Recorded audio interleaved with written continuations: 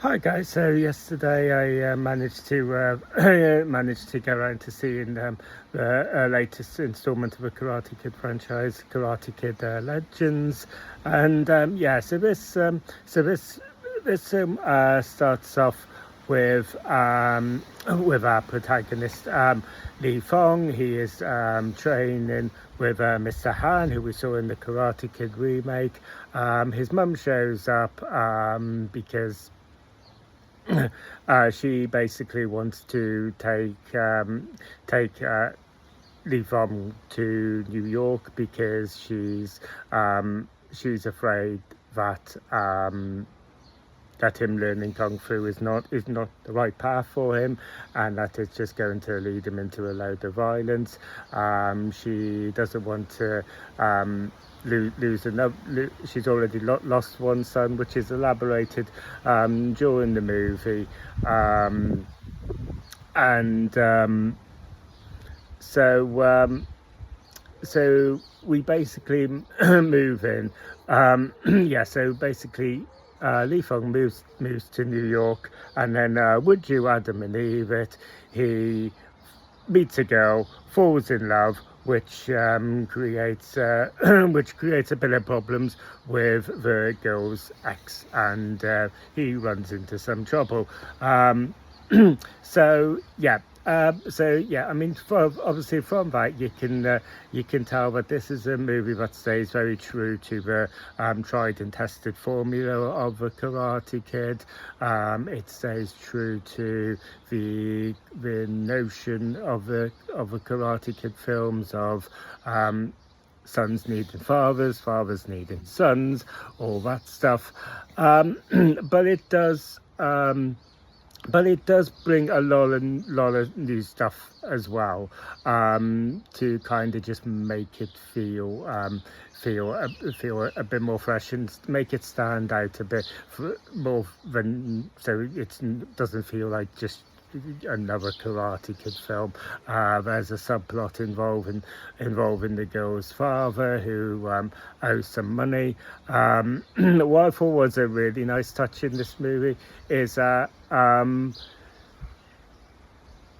it acknowledges the previous martial arts training that the character of Lee Fong has. So he's not. So it's not like when you saw the original Karate Kid movies, where there was this kind of like rinse and repeat, where it almost seemed to be like everything that Daniel had learned throughout the movie was kind of completely undone. It was almost like he hadn't learned an entire thing, and he was just and it just kind of like had to keep on resetting stuff just to make him look like the underdog.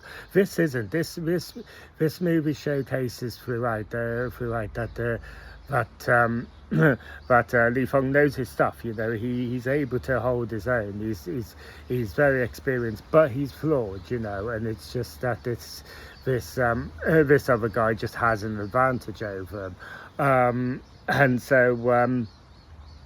So yeah, I mean, it's important to know, just in terms of setting your expectations, because I feel this is something that maybe a few people will be mixed on, and I just think it's important to kind of like go into it knowing this beforehand, where you it doesn't really get into kind of a legacy sequel stuff until about an hour in.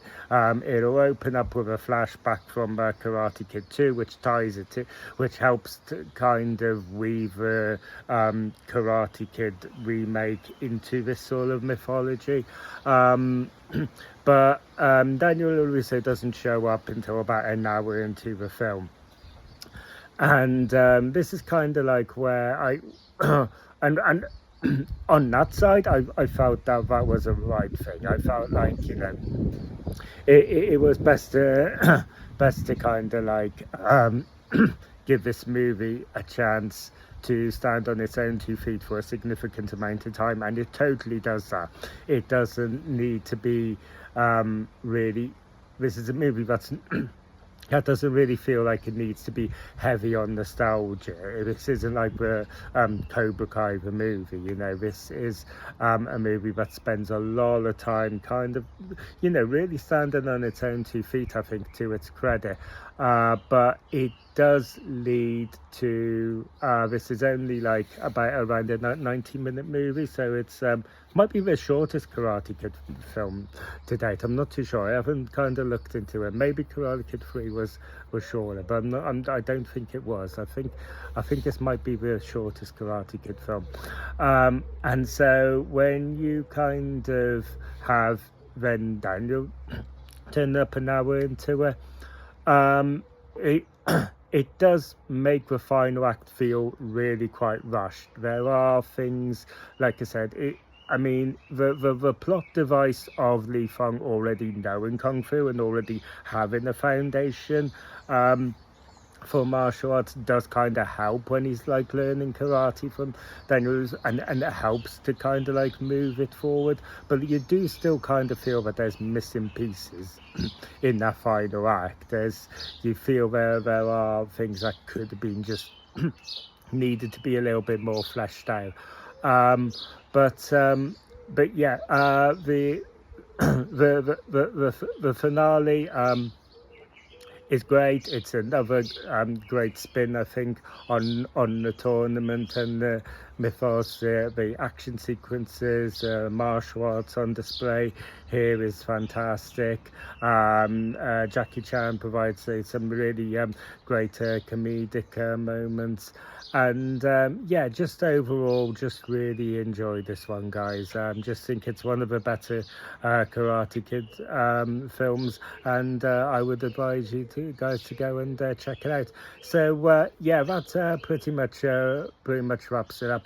I will so yeah, thanks again for watching this video. Don't forget to ring that bell for notifications if you want to see more, and don't forget to like and subscribe, and until the next video, I will see you again. Bye.